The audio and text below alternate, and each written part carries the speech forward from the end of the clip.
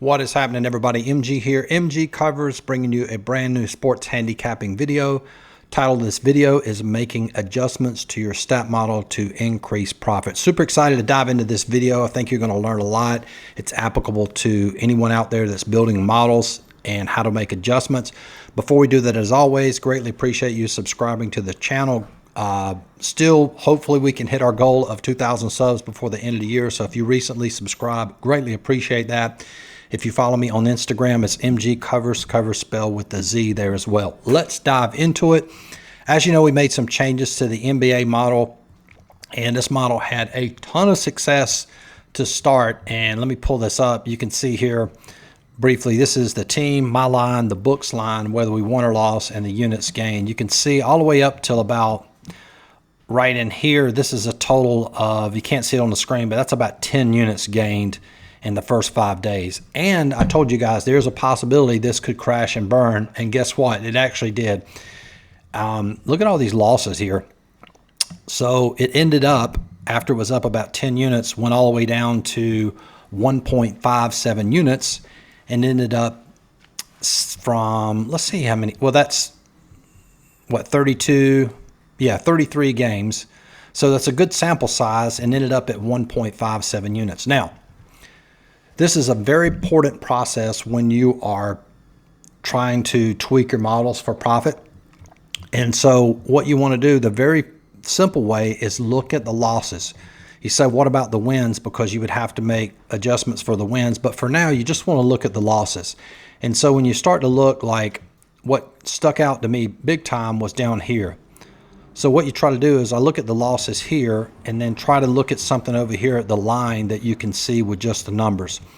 And immediately what I see is -8 loss, -9 loss, -7 win, -9 loss, -2 loss, -8 loss, -4 loss, win with -10, -3 loss, -7 loss, -7 loss, -11 win.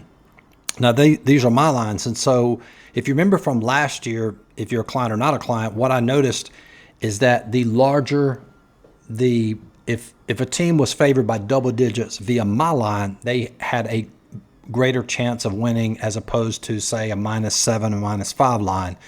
There's a lot of variance in NBA because of injuries, players sitting out. So to increase the accuracy, we would only focus on double-digit favorites. However, what I did was I went back and basically eliminated those games. There's an extra criteria I'm not going to share in this video that we use, that I share with clients. So we're still looking for value. As you can see, all these games have value. We're not just blindly playing double-digit favorites.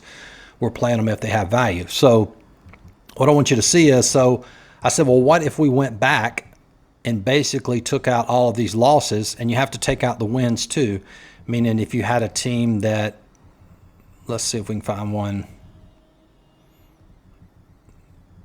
Yeah, like for instance, we took this one out here where Portland was -8 via my line, so you have to take that out. So what I did was I basically took out all of the lines that were not double-digit favorites via my line, and look what happened.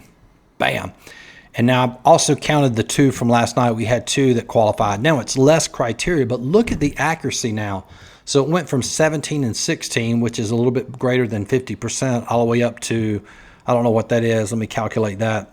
And again, small sample size, but definitely improved it. 11 divided by 15, which would be 73%, and up 7.6 units. So again, that's one example. And again, I've had a lot of experience doing this, but again, the whole key concept, what you want to focus on, is always going back in your models and focusing on the losses and look and see what those losses have in common. For instance, for me, it was the fact that they were less than double-digit favorites.